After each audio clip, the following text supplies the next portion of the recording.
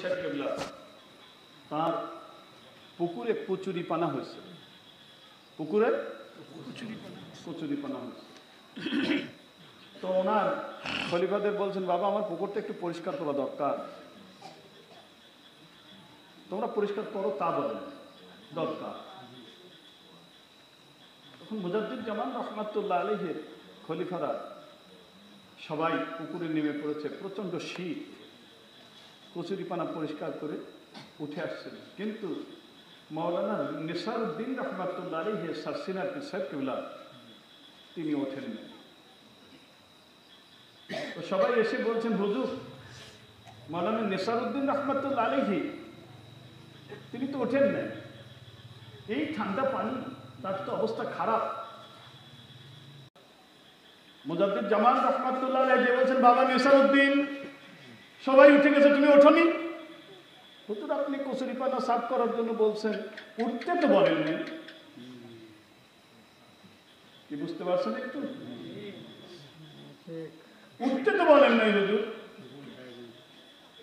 ওঠে নাই। এরই কারণে কি লাভ করেছে? মাওলানা নেসারউদ্দিন রহমাতুল্লাহ আলাইহিকে দাদা হুজুর বলতেন, বাবা বড় মাওলানা, কখনোই নাম ধরে ডাকতেন না।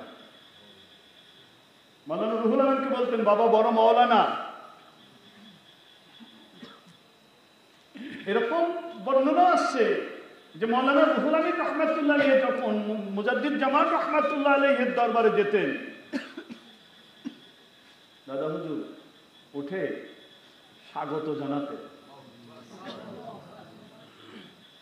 মাওলানা নেসারউদ্দিন রহমাতুল্লাহ আলাইহির ইস্তেঞ্জা করবার যে বদনাটা ওনার পায়খানার ভিতরে পড়ে গিয়েছে,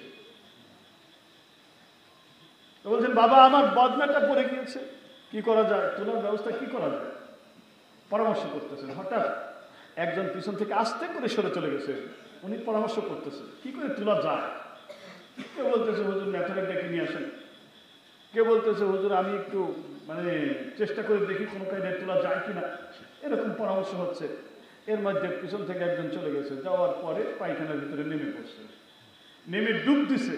ওই আগে যে মাটির গর্তের ভিতরে বাঁশের চড়ার দিয়ে পায়খানা করা হতো, এরকম ডুব দিয়ে বদনাটা তুলে পরিষ্কার করে ধুয়েছে, নিজে গোসল করেছে, এনে হুজুরের হাতে দিয়েছেন। বলেন হুজুর বলছেন, বাবা তুমি পরিপূর্ণ হয়ে গেলে। এর নাম হলো বায়াত। বাদশাহ বায়াত হয়েছেন জুমলি পীরের কাছে। তো বায়াত হতে গিয়েছেন, পরামর্শ করতে গিয়েছেন, রাজ্য আছে। তো বায়াত করার পরে বলছেন, হুজুর আমি তাহলে আমার রাজ্যটার দায়িত্ব কারোর উপরে একটু বুঝে দিয়ে আসি। যখন তুমি তোমাকে আমার কাছে বিক্রি করে দিয়েছো, তোমার আর রাজ্য টাজ্য বলে বাড়ি ঘর বলে কিছু নাই, তো কার রাজ্য তুমি কার বুঝে দিয়ে আসো? রাজ্য তো তোমার না, তুমি যেতে পারবা না। বাস তো হুজুর আমার দায়িত্ব কি, কাজ কি? আমার এই উঠানটা, আঙিনাটা তুমি ঝাড় দেবে, এই হলো তোমার কাজ। আমার আঙিনাটা ঝাড়ু দেবে, এটাই তোমার কাজ। আর একজন পাগলের ওই বাদশার পিছনে লাগাইতে হয়েছে যে ঝাড়ু দিবি যখন, তখন তুই যা খালি ভুল ধরবি। পাগলের লাগাইতে হয়েছে কি, তুই যা খালি ভুল ধরবি। তো বাদশাহ ঝাড় দেয়, পাগল জানতে কেমন দিবি, হেনে তো ময়লা রয়েছে, আর একবার কথাগুলি একটা মারি কি করে ভালো পর।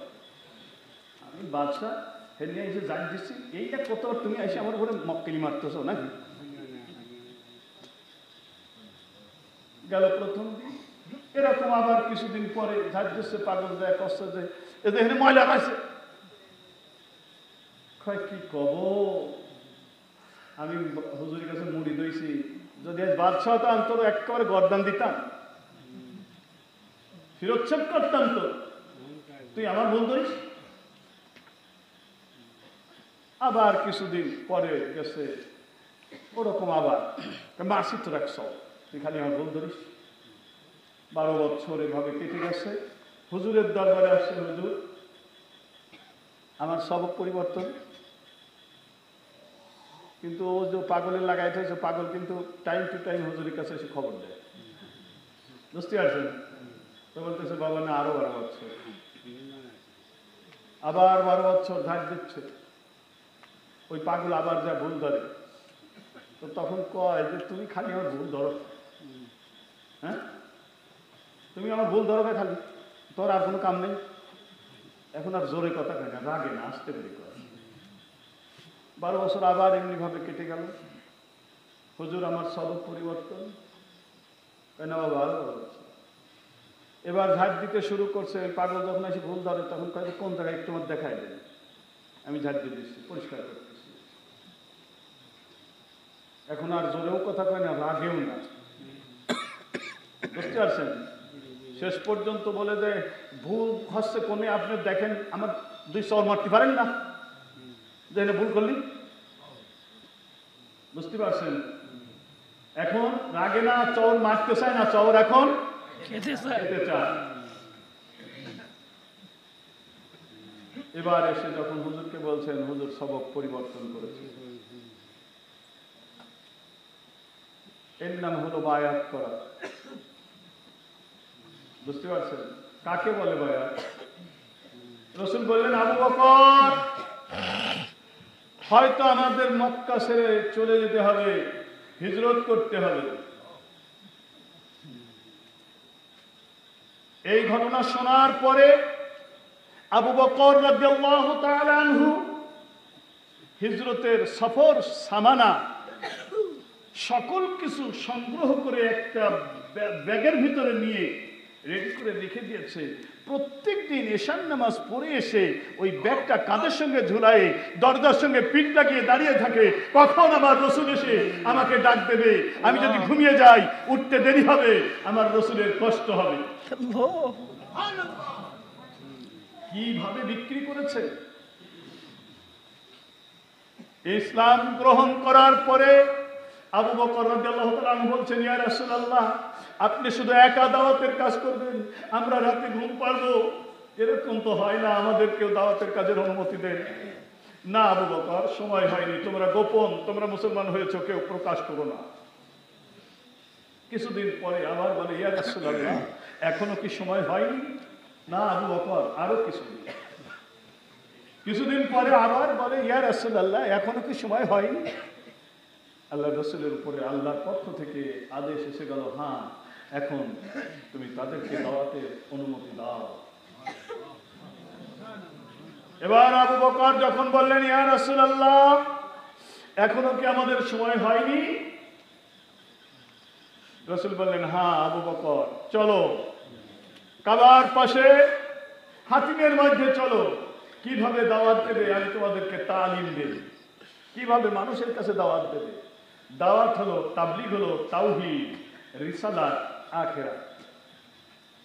এই তিনটা হলো দাওয়াতের থিম। নামাজের দাওয়াত না, ওটা হলো ইসলাহের দাওয়াত। নামাজের দাওয়াত, রোজার দাওয়াত, পর্দার দাওয়াত, মানুষের কোরআন সহি করে শেখানো, ওযু শেখানো, এগুলি হলো ইসলাহ করা। এগুলি ইসলাহের দাওয়াত, এগুলি তাবলীগের দাওয়াত নয়। তাবলীগ হলো প্রচার, তাবলীগ সংশোধন নয়, সংশোধন হলো ইসলাহ। আমি মুসলমান, কলমা পড়েছি, কলমাটা সহি করে পড়তে পারি না, এটা সহি করে পড়তে হবে। আমি কলমার অর্থ বুঝি না, তদ অনুযায়ী চলি না, এইটা আমার বুঝতে হবে, তদ অনুযায়ী চলতে হবে। আমি ওযু করতে পারি না, আমি গোসলের ফরজ জানি না, আমি নামাজ পড়তে পারি না, এইগুলি আমাকে শিখাতে হবে। এটা তাবলীগ না, এটা ইসলাহ বা সংশোধন। তাবলীগ হলো প্রচার। কিসের প্রচার? তাওহীদের প্রচার, আল্লাহর একত্ববাদ, আল্লাহ রিজিকদাতা, আল্লাহ শান্তিদাতা। যেটা আমরা তাওহীদের দাওয়াত দেই আমাদের কলবকে। আমরা তাওহীদের দাওয়াত দেই কাকে? কলবকে। রিজিকদাতা আল্লাহ, শান্তিদাতা আল্লাহ, সুখের মালিক আল্লাহ, হায়াতের মালিক আল্লাহ, রিজিকের মালিক আল্লাহ, সব কিছুর মালিক আল্লাহ, ক্ষমতা দেওয়ার মালিক আল্লাহ, ক্ষমতা নেওয়ার মালিক আল্লাহ। আমরা জনগণের কাছে ক্ষমতা পাবার আশা করি না, জনগণের ভোটের আশা আমরা করি না।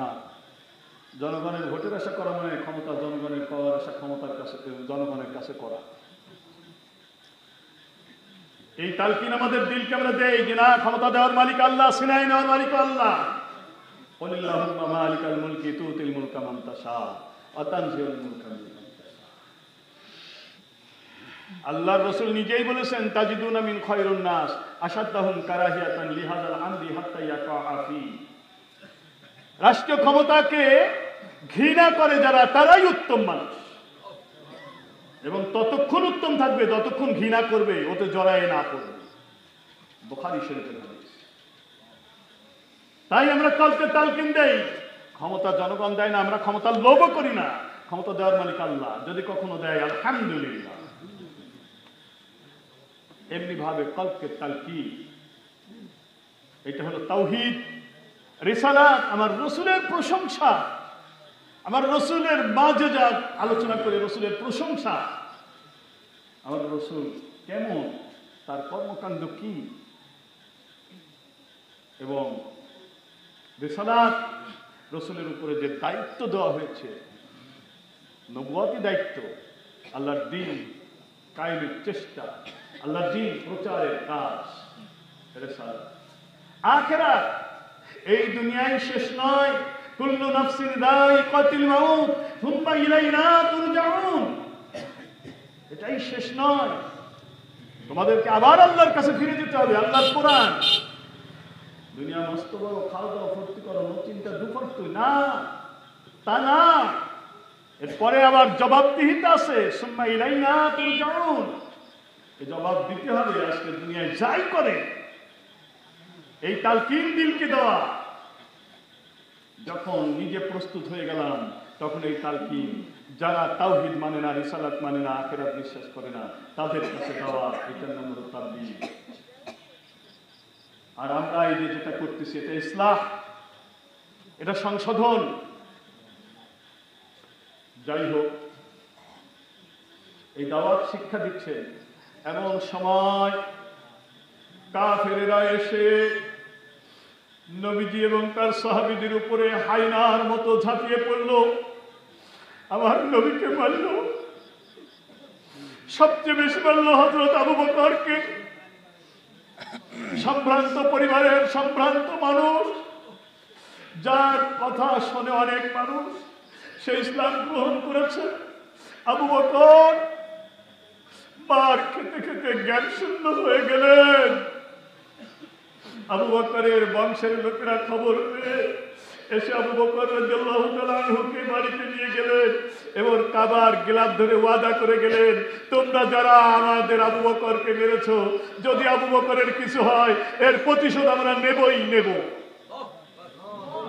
যদিও তারা কাফের। যাই হোক, আবু বকরকে বাড়িতে নিয়ে যাওয়া হলো, সেবা শুশ্রূষা করা হলো, একটু জ্ঞান ফিরে এলো। আবু বকরের মা বলছে, আবু বকর 2 দিন কিছু খাওয়া হয় না, তুমি জ্ঞান শূন্য ছিলে, বাবা কিছু খেয়ে নাও। হযরত আবু বকর বলেন, মা খানা খাবো না, আমার রাসূল কোথায় আছে, কেমন আছে না জানা পর্যন্ত খানা খাবো না। ভাইও কাকে বলে বিক্রি বলে। আবার আবু বকর রাদিয়াল্লাহু তাআলা আনহু জ্ঞান শূন্য হয়ে গেলেন, অজ্ঞান হয়ে গেলেন। কিছু সময় পরে আবার যখন জ্ঞান ফিরে এলো, মা বলে, আবু বকর বাবা কিছু খেয়ে নাও। আবু বকর রাদিয়াল্লাহু তাআলা আনহু বলেন, মা আমার রাসূল কোথায়, কেমন আছে, এ সংবাদ না পেয়ে আমি খাবো না। আবার অজ্ঞান হয়ে গেলেন, আবার জ্ঞান ফিরে এলো। মা বলে, বাবা খাও, কিছু খাও, তোমার রাসূলকে আমি তো তারা চিনি না, কোথায় আছে, কেমন আছে, কি করে বলবো। আবু বকর রাদিয়াল্লাহু তাআলা আনহু বলে, মা আসমাকে জিজ্ঞাসা করো, অর্থাৎ আবু বকরের বোন আসমা, আসমাকে জিজ্ঞাসা করো। মা আসমার কাছে যখন মা জিজ্ঞাসা করে, আসমা বলে, মা কে তোমার আবু বকরের রাসূল আমি জানি না। আসমা মুসলমান, কিন্তু রাসূল বলতে নিষেধ করেছেন, তাই বলেন নাই মার কাছে, মার কাছে বলেন নাই। তবে মা তোমার কথা শুনে মনে হয় তোমার আবু বকর প্রচন্ড মার খেয়েছে, দুনিয়া থেকে হয়তো বিদায় হয়ে যেতে পারে, তুমি যদি অনুমতি দাও আমি একটু তোমার সঙ্গে আবু বকরকে দেখতে যাব। মা আবু বকর মা বলে আসমা চলো যাই। যাওয়ার পরে হযরত আবু বকর রাদিয়াল্লাহু তাআলা আনহু বলেন, ও আসমা, রাসূল কেমন আছে? আসমা বলে, তোমার রাসূলকে আমি চিনি না, কেমন আছে আমি বলতে পারবো না। হযরত আবু বকর বলে, আসমা আর গোপন করিস না, মা আছে, থাক, তুই বলে দে রাসূল কোথায় আছে। হযরত আসমা রাদিয়াল্লাহু তাআলা আনহা বলে, আল্লাহর রাসূল দারুল আরকামের মধ্যে আরকাম রাদিয়াল্লাহু তাআলা আনহুর ঘরে আছে, আল্লাহর রাসূল সুস্থ আছে। আবু বকর বলে, মা আমি আল্লাহর রাসূলকে না দেখে খানা খাবো না। ওই অবস্থায় আমার রাসূলের কাছে বায়াত কাকে বলে দেখেন, হযরত রাসূল পাক সাল্লাল্লাহু আলাইহি ওয়াসাল্লাম হুদায়বিয়ার সন্ধির সময় এসে মক্কাবাসীদের কাছে হযরত ওসমানকে পাঠালেন। হযরত ওসমানকে পাঠালেন, মক্কাবাসীর কাছে বলো সন্ধির দাওয়াত তারা দিয়েছে, আমরা সন্ধির দাওয়াতে রাজি আছি। হযরত ওসমান যখন গেলেন, মক্কার কাফেররা বলছে, ওসমান তুমি যখন এসেই পড়েছো, কাবা তাওয়াফ করো। ওসমান রাদিয়াল্লাহু তাআলা আনহু বলেন, না, আমার রাসূল আমার সাথে নাই, আমি এমনিভাবে একা তাওয়াফ করব না। চিন্তা করছে, কাবা তাওয়াফ, আমার রাসূল সাথে নাই, আমি তাওয়াফ করবো না। বাইতুম কাকে বলে? বিক্রি কাকে বলে? এমনি ভাবে নিজেকে যদি বিক্রি করতে না পারেন, তাহলে কিন্তু কোনো ফায়দা পাবেন না, সারা জীবন আসা যাওয়াই সার হবে না। একেবারে ভুল বললাম, তা হবে না। এই যে সময়টুকু এখানে বসেছেন, এই সময়টুকু কোনো পাপ হবে না। এই যে একবার আল্লাহ বলেছেন 40টা নেকি, একবার লা ইলাহা ইল্লাল্লাহ বলেছেন 120টা নেকি, এগুলি পাওয়া যাবে। আপনাদের আগেই বলছি, মোবাইলটা বন্ধ রাখেন। এত বড় ইম্পর্টেন্ট মানুষ, আপনি এই দরবারে কেন আসছেন?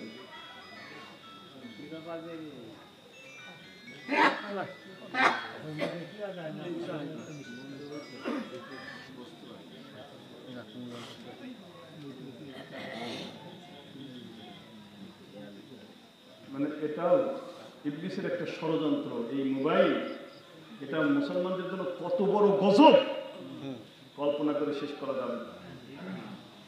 এটা ইবাদতের বিঘ্ন সৃষ্টি করাচ্ছে, এটা মসজিদের ভিতরে গান বাজিয়ে উঠতেছে, এটা চরিত্র নষ্ট করে দিচ্ছে যুবকের। সারা রাত বলি, ঘরের দরজা বন্ধ করি, খেতা মুড়ি দিই, কি যে করতেছে, আলেম ওলামা পর্যন্ত এ থেকে রেহাই পাচ্ছে না। এত বড় গজব, বিধর্মীদের ষড়যন্ত্র ঢুকে পড়েছে। আল্লাহ হেফাজত করুন। অ্যান্ড্রয়েড সফটওয়্যার মোবাইল ব্যবহার কেউ করবেন না, দরকার নাই, কোনো প্রয়োজন নাই। ঈমান ঘাতক, ঈমান ঘাতক, উপকারের থেকে অপকার সবচেয়ে বেশি করে। তবে যারা আল্লাহর ওলি হয়ে গেছেন, যারা নিজের দিলকে কন্ট্রোল করতে পারেন, এরকম আল্লাহর ওলিদের কথা আলাদা। তবে অনেক আল্লাহর ওলিও অনেক সময় পথভ্রষ্ট হয়ে গেছে। এক আল্লাহর ওলি জঙ্গলের ভিতরে 36 বছর আল্লাহর ইবাদত করে, আল্লাহর গুণগান করে, তাসবিহ পড়ে। হঠাৎ একটু প্রয়োজনে হুজরা থেকে যখন বের হচ্ছেন, দেখেন সামনে একটা সুন্দরী নারী। ওই নারীটা দেখে মনের ভিতরে একটু উঁকি ঝুঁকি মেরে উঠেছে। কিছু সময় পরে আল্লাহ অলিকে জানায়, অলি রে, 36 বছর ধরে ইবাদত করে এই 2 সেকেন্ডের মধ্যে সব কি শেষ করে দিবি? অলির বিবেক ফিরে গেল, এক পাও ঘরের ভিতরে আর এক পা ঘরের বাইরে। এইবার মনে মনে অঙ্গীকার করলো, না, এবার তোকে সাজা দেব। তুই 36 বছর ইবাদত করে তোকে এত তালকিন দিলাম, এরপরেও যখন তুই কন্ট্রোল হলি না, এবার তোর এমন সাজা দেব বুঝতে পারবি। ঘরের ভিতরে এক পা, ঘরের বাইরে এক পা, এমনি ভাবে 12 বছর দাঁড়িয়ে ওইখানে আল্লাহর ইবাদত করে। থাকতে থাকতে পায়ে ঘা হয়ে যায়, রস বেরিয়ে যায়, পুঁজ বেরিয়ে যায়, নফসকে শাস্তি দেয়। আজকে আমরা যে গরমে সহ্য করতেছি, এটাও নফসকে শাস্তি দিচ্ছি। নফস শাস্তি দিচ্ছি কেন? আল্লাহ যদি এই কষ্টের কারণে একটু রহম করে, মাফ করে। এই জন্য বায়াত করতে হলে তেমনি ভাবেই বায়াত করতে হবে, নিজের সর্বস্ব দিয়ে দিতে হবে। ওস্তাদের কাছে, পীরের কাছে বিক্রি করে দিতে হবে, তাহলে কিছু লাভ করা যাবে, তাহলে কিছু লাভ করা যাবে। কেমন? একজন ধনী ব্যক্তি বায়াত হয়েছেন হযরত মাসুম রব্বানীর কাছে। হযরত মাসুম রব্বানী ওই লোকটিকে বলছেন, যাও এই বাজার ঝাড় দাও, হাট ঝাড় দাও, সবচেয়ে নিকৃষ্ট কাজ বাজার ঝাড় দাও, মেথরের কাজ, সুইপারের কাজ, বাজার ঝাড় দাও। বাজার ঝাড় দেয়, আর ওই বাজারে যে কুকুরগুলি থাকে মাঝে মাঝে এদের খাবার দেয়। হঠাৎ একদিন দেখতে পেল একটা গর্তের মধ্যে একটা কুকুর করুণ সুরে ডাকতেছে। মনে হচ্ছে যেন কুকুরটা মুমূর্ষু অবস্থা, কুকুরটার বোধহয় ক্ষুধা লেগেছে, পানি পিপাসা লেগেছে, মুমূর্ষু অবস্থা। এইবার সেই ধনী আল্লাহ মুরিদ মাসুম রব্বানীর সেই মুরিদ, ধনী মুরিদ কি করলেন, একটু পাউরুটি আর পানি নিয়ে ওই কুকুরটিকে খাওয়ালেন। খাওয়ানোর পরে যখন পীরের দরবারে গেলেন, পীর বললেন, বাবা আজকে তুমি পরিপূর্ণ হয়ে গিয়েছো, আর তোমার বাজার ঝাড় দেওয়া লাগবে না। বলেন সুবহানাল্লাহ। সুবহানাল্লাহ। পীর যদি বাজার ঝাড় দিতে বলে, কি বলেন, তাই করতে হবে, তাই করতে হবে। বুঝতে পারছেন? যাই হোক, আল্লাহ তাআলা আমাদেরকে এইভাবে বায়াত করার তৌফিক দান করুন সকলে মিলে আল্লাহ। এরপরের কাজ কি? হালাল খাদ্য খেতে হবে। যে খাবারের সন্দেহ আছে ওই খাবার ত্যাগ করতে হবে। হাদিস শরীফের মধ্যে আসছে হালাল স্পষ্ট, হারাম স্পষ্ট। এই দুইয়ের মাঝে যেটা আছে এইটা ত্যাগ করা হলো পরহেজগারি মুত্তাকি। বলেন সুবহানাল্লাহ। সন্দেহ, কি সন্দেহ? দেখেন, হযরত আবু বকর রাদিয়াল্লাহু তাআলা আনহুকে আল্লাহ রাসূলের একজন সাহাবী মাঝে মাঝে কিছু হাতিয়া নিয়ে এসে দেন। তো হযরত আবু বকর রাদিয়াল্লাহু তাআলা আনহু তাহকিক করেন, এই মোবাইল বন্ধ করতে বলছি, তাও ফোন গালে নিয়ে হে হে করতেছেন নাকি? মরণ তো দেখতেছি, কি আশ্চর্য কথা। এই বায়াতের ওয়াজ এতক্ষণ ধরে এইটা করতেছি নাকি?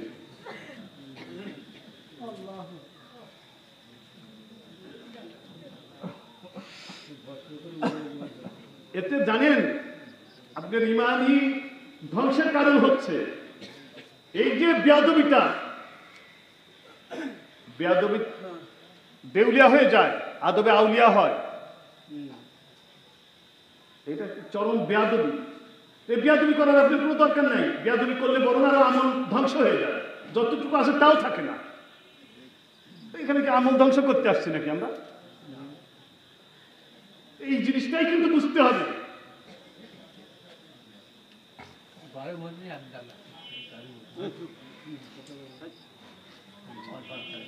বড় পীর আব্দুল কাদের জিলানীর সময় একজন ভণ্ড পীর ছিল। ওই পীরের একজন মুরিদ ছিল, সে বাজারে ব্যবসা করত। এখন ওই পীর বলছে যে, শোন, নতুন পীর তৈরি হয়েছে বড় পীর আব্দুল কাদের জিলানী, খবরদার তার কাছে যাইস না, তার দিক তাকাইস না। তো বড় পীর সাহেব একদিন বাজারে সদাই করতে গিয়ে ওই লোকটার কাছে যে সদাই নিচ্ছে, কিন্তু ওই লোকটা নিচের দিকে এরকম তাকায় কথা বলে, বড় পীর সাহেবের দিকে তাকায় না। তো বড় পীর সাহেব বলে, কি গো, তুমি সদাই বিক্রি করবো আমার কাছে, আমার দিকে তাকাও না, কারণ কি? তো বলে, আমার পীর সাহেব আপনার দিকে তাকাইতে নিষেধ করছে। চিন্তা করেন দেখি, একজন ভণ্ড পীরের মুরিদ। হ্যাঁ, আপনি কি দেখেছেন এই নারায়ণ ফকিরদের কাছে যারা যায়, কোটি কোটি টাকা সেখানে ব্যয় করে, হাজার হাজার টাকা সেখানে ব্যয় করে যায়, তাদের পীর যেটা বলে দেয় সেইটাই শোনে, অন্য কারোর কোনো কথা তারা শোনে না। পীর যদি কয় ন্যাংটা হও, ন্যাংটা। পীর যদি কয় বউ আমার দাও, দিয়ে দিলে বউ।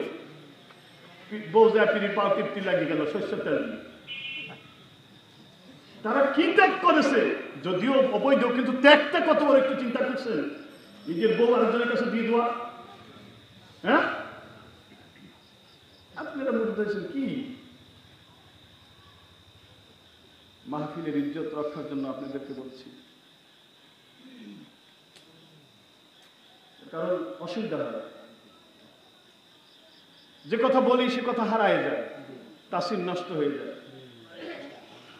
এটা সম্পূর্ণ পুরাপুরি শয়তানি আচরণ, মাহফিলে ডিস্টার্ব করা যে কোনো কায়দায়। এবারেও আল্লাহ রসুলের ওই সাহাবী একটু খাবার নিয়ে আসছেন, প্রতিবার খাবার নিয়ে আসেন, কিছু হাদিয়া নিয়ে আসেন। হযরত আবু বকর তাহকিক করেন, জিজ্ঞাসা করেন যে কোথা থেকে আনছো, হালাল তো, এটা সদকা না হাদিয়া? এরকম প্রত্যেক দিন জিজ্ঞাসা করেন, কিন্তু এদিনে আর জিজ্ঞাসা করেন নাই। নিয়ে আসছেন, নিয়ে আসার পরে সঙ্গে সঙ্গে খেয়ে ফেলেছেন। পরে এখন জিজ্ঞেস করলেন এটা সদকা। হযরত আবু বকর পেট করে পানি খেয়ে গলার ভিতরে আঙুল দিয়ে বমি করে বার করে দিয়েছিলেন। সুবহানাল্লাহ। আর দাওয়াত পাইলেই খাবেন? তাহকিক করতে হবে না? কি বলেন, তাহকিক করতে হবে না? হবে না? হবে। যাচাই করতে হবে। দাওয়াত দিতে আসলে যাচাই করতে হবে। বাবা আমার তো দাওয়াত দিচ্ছ, তোমার খাদ্যটা হালাল তো, উপার্জনটা হালাল, জমি কট আছে, কিস্তিতে লোনের সঙ্গে সুদের সঙ্গে জড়িত আছো? যদি বলেন না, তাহলে দাওয়াত করব। কি বলেন? কাকে বলে আল্লাহর ঘর? এই খানকার ভিতরে কারা? আপনি কথা বলবেন না।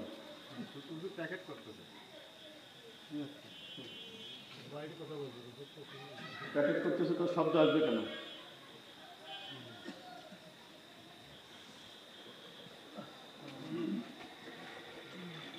ইমামে আজম ইমাম আবু হানিফা রাহমাতুল্লাহ আলাইহি কি পরহেজগারি দেখেন।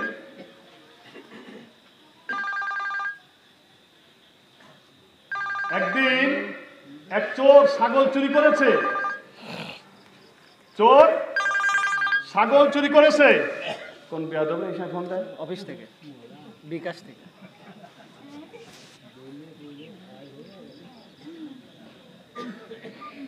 ছাগল চুরি করে নিয়ে আসছে। এখন এই ছাগল চোরের দাবুর দিয়েছে পিছন থেকে। চোর ছাগল ছাড়িয়ে দৌড়ে পলাইছে। আর এই ছাগল চলে গেছে অন্য একজনের ছাগলের পালের ভিতরে। আর ওই ছাগল খুঁজে বার করা যাচ্ছে না। ওই ছাগল খুঁজে বার করা যাচ্ছে না। ইমাম আজম রাহমাতুল্লাহ আলাইহি তিনি ওই ছাগলের রাখালের কাছে বললেন, তুমি তো ছাগল পালো, তো একটা ছাগল কতদিন বাঁচে? একটা ছাগল কতদিন বাঁচে?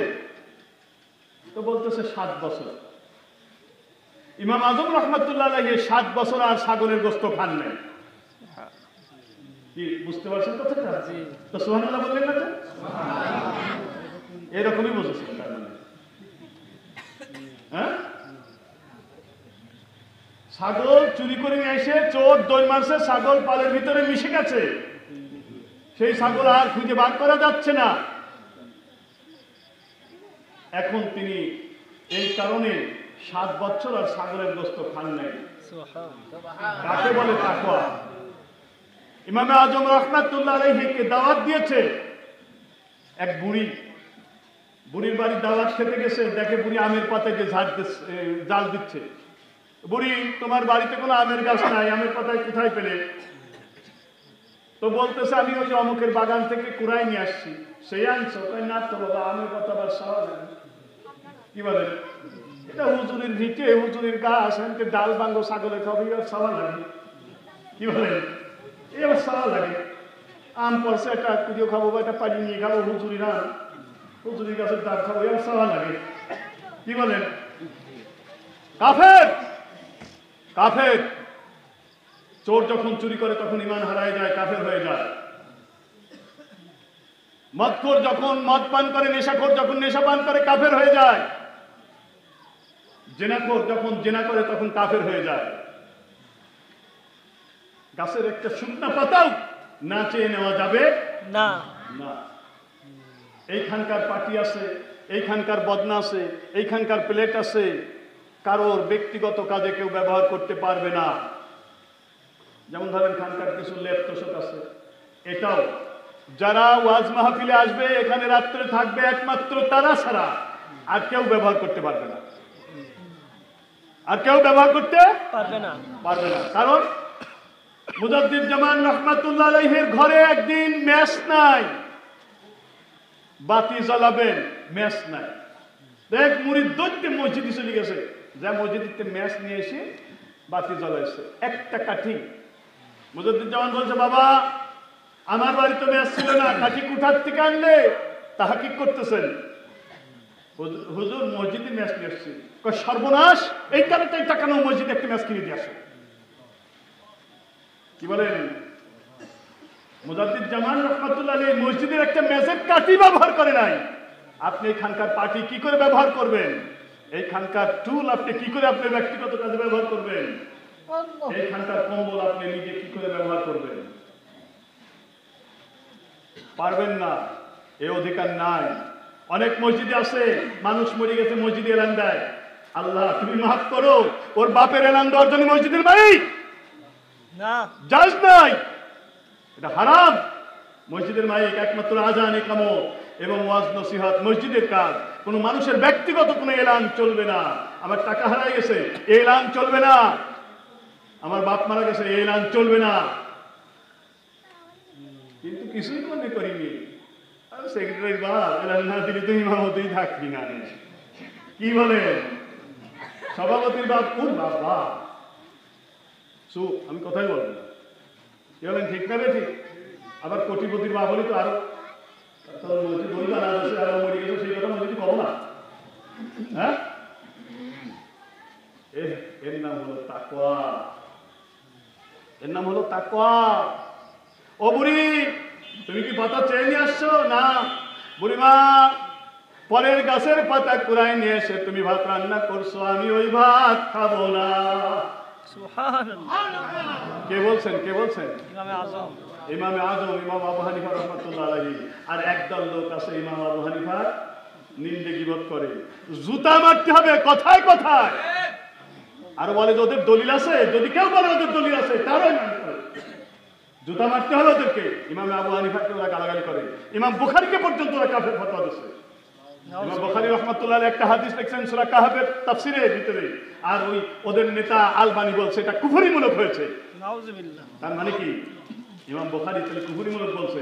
তাহলে ইমাম বুখারী যদি কুফরিমূলক হাদিস বলে থাকে, তাহলে সেই হাদিস বগলের মধ্যে নিয়ে তোমরা কেন ধরো? আহলে হাদিস, আহলে হাদিস এদেরকে বলে না। ইমাম বুখারী আহলে হাদিস, ইমাম হাম্বল আহলে হাদিস, ইমাম আবু হানিফা আহলে হাদিস, ইমাম তিরমিজি আহলে হাদিস, ইমাম আবু দাউদ আহলে হাদিস, ইমাম মুসলিম আহলে হাদিস। যারা নিজেরা হাদিস সংগ্রহ করেছেন, নিজে হাদিসের আরবি ইবারত পড়তে পারেন, ব্যাখ্যা করতে পারেন, তদ অনুযায়ী যারা চলেন তারাই হলো আহলে হাদিস। আর এরা হলো আহলে হদস। হদস মানে বলুন তো, পেটের ভিতরে যে নাপাক জিনিস আছে, দুইকে রাস্তাকে বানায়, এর নাম হলো হদস। কি বুঝেছেন হদস কারে? বোঝেন নাই? পায়খানার রাস্তা দিয়ে যেটা বেরোয়, এইটা হলো হদস। কি কারণ জানেন? ওদের যদি কোনো বড় আলেম করে আসে একটু কিতাব নিয়ে বসি, তোর পিছন দরজা দিয়ে পালা, পিছন দরজা দিয়ে যেটা পালায় সেটা কি বোঝেনি আর কি। হদস যত জেনারেল মানুষের কাছে যায় আর নিম মোল্লাদের কাছে যায়, ওই যে নিম মোল্লারা কোনো রকমই হয়তো একটা সার্টিফিকেট পাইছে, ওরা আবার দলিল দেয় যে ওদেরও দলিল আছে, ওদেরও দলিল আছে। নাউযুবিল্লাহ, আল্লাহ মাফ করুন। যারা ইমাম আবু হানিফাকে কাফের ফতোয়া দেয়, যারা ইমাম বুখারীকে কাফের ফতোয়া দেয়, আবার তাদের আমি প্রশংসা করি যে ওদেরও দলিল আছে। ইমাম আজম রাহমাতুল্লাহ আলাইহি খেলেন না, বুড়ি ওই ভাতগুলি পানিতে ঢেলে দিলেন নদীতে। এরপরে ইমাম আজম রাহমাতুল্লাহ আলাইহি 1 বছর ওই নদীর মাছ খান না। সুবহানাল্লাহ। কি বুঝতে পারছেন? পাতা, একটা আমের পাতা সে নাই, সেই পাতা দিয়ে ভাত রাঁধছে, সেই ভাত নদীতে ফেলেছে, ওই নদীর মাছ 1 বছর খায় নাই। আল্লাহু আকবার, আল্লাহু আকবার। ইমাম আজম রাহমাতুল্লাহ আলাইহি আবু হানিফা। আর আপনি ও হুজুরের কাছে পাতা চাইতে নিয়ে এসে ভাত নদী ফেলে, আপনি কোনো অসুবিধা নেই নাকি? বুঝবেন কবরে গেলে, বুঝবেন অনুমতি নিতে হবে। একটা গাছের পাতা, শুকনা পাতা, অনুমতি নিতে হবে। যদি কারোর জমিনের মাটি নিয়ে কুলুপ করেন, ওই জমিনেই আবার রাখতে হবে। দেখেন ইমাম আজম রাহমাতুল্লাহ আলাইহি পানি ভর্তি জার কলসি নিয়ে বাড়িতে যাচ্ছেন, হঠাৎ একজন বলছেন, হুজুর আমার একটা মাসলা দিয়ে যান। ওই লোকটা একটা গাছের ছায়ায় দাঁড়িয়েছিলেন। ইমামে আজম রহমাতুল্লাহ আলাইহি ছায়ায় গেলেন না, উনি রৌদ্রের ভিতরে বসলেন এবং কলসিটা মাটিতে নামালেন না, রানের উপরে রাখলেন। তখন ওই বাদী বলতেছেন যে হুজুর কলসটা নিচে নামায় রাখেন, আমি কতগুলি কথা বলবো। তো বলছে বাবা না, কলসের পাশাটা ভিজা আছে, এখানে মাটিতে যদি আমি নামাই এই শুকনা মাটি কলসের সঙ্গে লেগে যাবে আর ওই মাটি আমার বাড়িতে চলে যাবে, এই জমিনের মালিকের কাছে আমি দায়ী হয়ে যাব। আল্লাহু আকবার, আল্লাহু আকবার। ওই লোক বলছে হুজুর আমার বিচার রায় হয়ে গেছে। তার কারণ জমির আইন নিয়ে গোলমাল ছিল। তো কয় আরো আধার ছাই, আরো আধার ছেড়ে দেবো। কেন?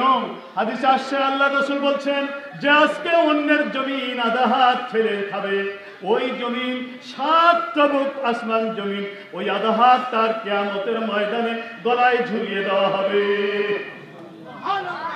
পারবেন? পারবেন? তাহলে কি করে কোদাল দিয়ে কুবাইতে কুবাইতে আগায় চলে যান, জমি আপনি খালি বাড়ে। আরে মুসলমান, রাস্তাতে চলে যায়, পটন করে একটা আমদানি টুক করে কাঁচি কোপ মারি কেটে দিয়ে চলে যায়। বুঝলেন? মাঠে গেছে মাছ মারতে, মাছ মারি ফিরার সময় ওই আপনার ব্যাগ আসে, ওর ভিতরে আবার দুলিয়ে নিয়ে চলে যায়। আল্লাহ হেফাজত করো। বুঝতে পারছেন? তো এখন ওই লোকটা যে গাছের ছায়ায় বসতে বললেন, ইমাম আজম বললেন যে না আমি গাছের ছায়ায় বসবো না। কেন? ওই বাড়িওয়ালা আমার কাছে কিছু টাকা পর্বন আছে। এখন ওর গাছের ছায়ায় বসলি ও যদি আবার মনে করে আমার টাকা পর্বন দিয়ে তাই এসে আমার গাছের ছায়ায় যদি দম নিচ্ছে, তাহলে ওটা সুদ হয়ে যাবে। সুতরাং ওখানে দম নেওয়া যাবে না। মুজাদ্দিদুজ্জামান রহমাতুল্লাহ আলাইহি দাদা হুজুর পীর সাহেব কিবলা এই যশোরে এক বাড়িতে জলসা করতে এসেছেন। আসার পরে ওই বাড়িতে খানা খেয়েছেন, 2 ওয়াক্ত জলসা করেছেন। এরপরে উনি জানতে পারছেন যে এই জলসার টাকার মধ্যে কিছু সুদের টাকা আছে। জানতে পেরে উনি কি করলেন, ওই 2 ওয়াক্তের খানা দাম দিতে গিয়ে ওনার টাকা কম পড়ে গেল। যাওয়া আসার খরচ রাখে দিয়ে হাদিয়া তো নিলেনই না। আজকে ও হুজুর আপনি ওয়াজ করেন, টাকা নেওয়ার সময় কি একটু জিজ্ঞাসা করেন টাকাটা হালাল আছে তো? কি বলেন? জিজ্ঞাসা করেন না, আরো 2000 দেন, এতে হচ্ছে না। মাইক্রো বাড়াইতে পারছে না, আপনার কোনো বিবেক আছে নাকি? কি বলেন? এ কথাও কি বলে কোনোদিন কোন হুজুরে শুনছেন? হ্যাঁ, টাকাটা হালাল আছে কিনা? আপনি না মুজাদ্দিদুজ্জামান রহমাতুল্লাহ আলাইহির সিলসিলার লোক। মুজাদ্দিদুজ্জামান রহমাতুল্লাহ আলাইহি পকেটের টাকা দিয়ে গেলেন, টাকা কম পড়ার পরে একটা জুব্বা জামিন রেখে গেলেন, আমি টাকা দিয়ে জুব্বা নিয়ে যাব। সুবহানাল্লাহ। আপনি সেই পীর সাহেবের তরিকার লোক, সিলসিলার লোক, এটা আপনাকে মনে রাখতে হবে। গোয়ালন্দাতে ওয়াজ করতে এসেছিলেন, ওখানেও ঠিক সেম কন্ডিশন। এক ওই জেনাখরের টাকা, অর্থাৎ ওই বাড়ির টাকা, পাড়ার টাকা, ওর ভিতরে জলসার ভিতরে যে কোনো কায়দায় ঢুকে পড়ছে। হুজুর এটা জানতে পেরে সকালবেলা উঠে 4500 টাকা তদানীন্তনকালে হুজুরের হাদিয়া দিয়েছিলেন। সে হাদিয়াটা ফেরত দিলেন এবং 3 ওয়াক্ত খানার দাম দিয়ে দিলেন। এখানেও টাকা কম করলে জুব্বা জামিন রেখে গেলেন, পরে টাকা দিয়ে জুব্বা নিয়ে গেলেন। সুবহানাল্লাহ। মুজাদ্দিদুজ্জামান রহমাতুল্লাহ আলাইহি এক ভক্ত দুধ কিনে নিয়ে আসছেন বাজার থেকে। হুজুর দুধ দেখে বলছে বাবা এই দুধ খাওয়া যাবে না। কেন হুজুর? বলে এই দুধ তুমি যার কাছ থেকে কিনে এনেছো তার গরু যে জমিতে গোসল দেওয়া ছিল ওই জমিটা হলো কটের জমি, ওই জমিটা কটের জমি।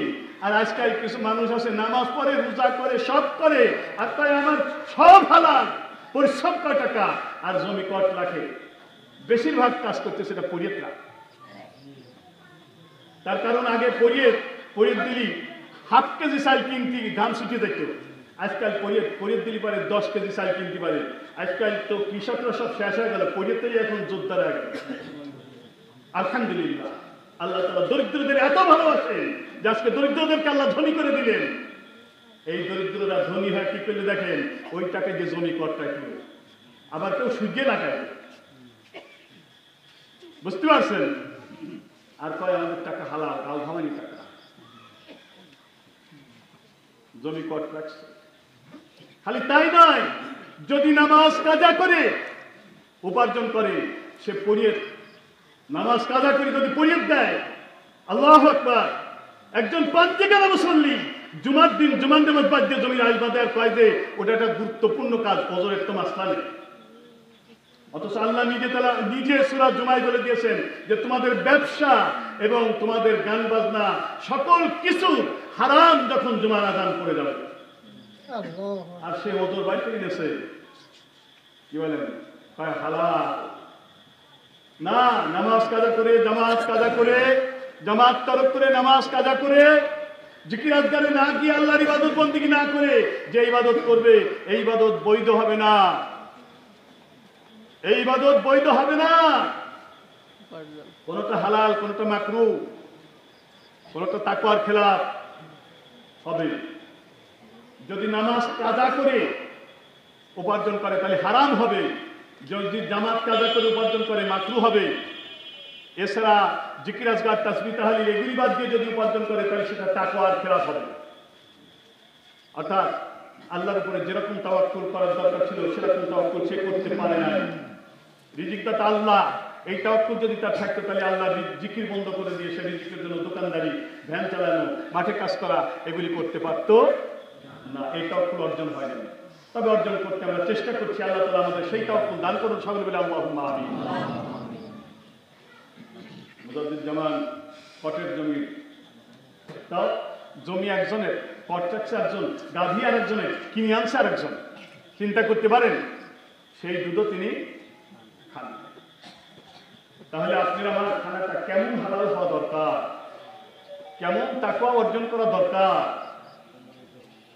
আল্লাহ তাআলা আমাদের সকলকে এমনিভাবে তাকওয়া অর্জন করবার তৌফিক দান করুন, সকলে বলে আল্লাহুম্মা আমিন। এমন কিছু কথা আছে, এমন কিছু কাজ আছে যাতে আমাদের ঈমান চলে যায়।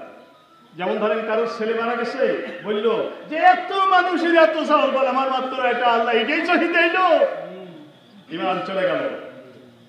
আল্লাহ আমার এমন বিপদেই ফেললো, ঈমান চলে গেল। না, আল্লাহ বিপদে ফেলে নাই, তোমার স্বামী চলে যেতে পারে, আল্লাহ তোমাকে বিপদে ফেলে নাই, তোমার আল্লাহ আরো উত্তম ব্যবস্থা করে দেবে। কি বলেন? আল্লাহ কোনোদিন কারোর ক্ষতি করে নাকি?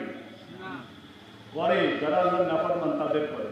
আর আল্লাহর মুমিন বান্দা যারা, তাদেরকে আল্লাহ ক্ষতি করে না, তাদের ঈমানি পরীক্ষা নেয়।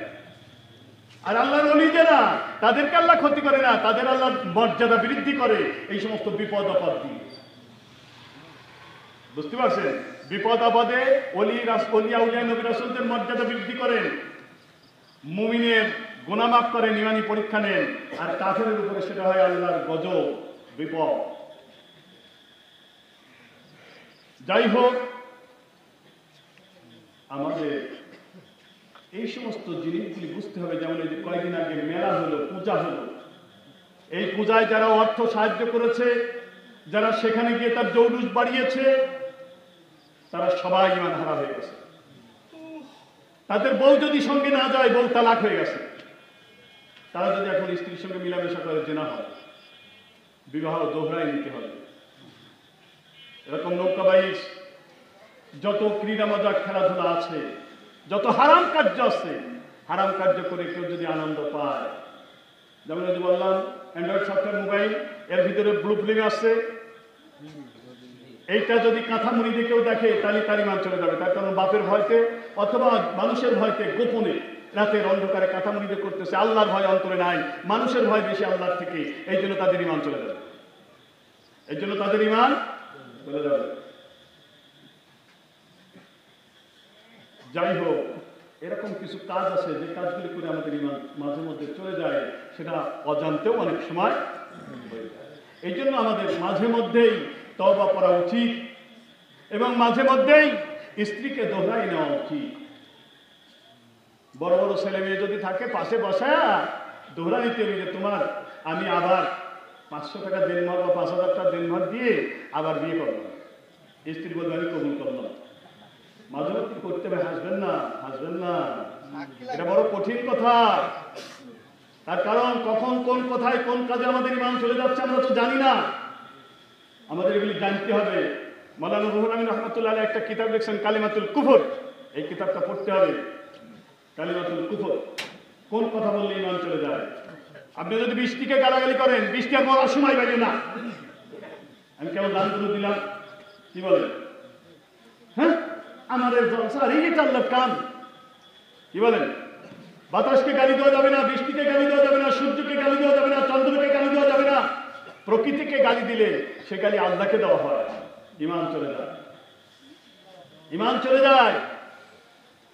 এজন্য মাঝে মাঝে তওবা করে নিতে হবে, দোহরাই নিতে হবে, আবার বায়াত ও তাসদিদে বায়াত করে নিতে হবে। আল্লাহ তাআলা আমাদের সকলকে সহি দ্বীনের বুঝ দান করুন এবং তদ অনুযায়ী আমল করবার তৌফিক দান করুন। সকলে মিলে আল্লাহুম্মা আমিন। আসুন আজকে আমরা একটু সকলেই তওবা করে নেই, একটু সকলে গায়ে গায়ে লেগে বসেন, সকলেই একটু গায়ে গায়ে লেগে বসেন। পাগড়িটা ধরেন, যাদের হাত পর্যন্ত যায় তারা ধরেন, আর সকলে গায়ে গায়ে লেগে বসেন।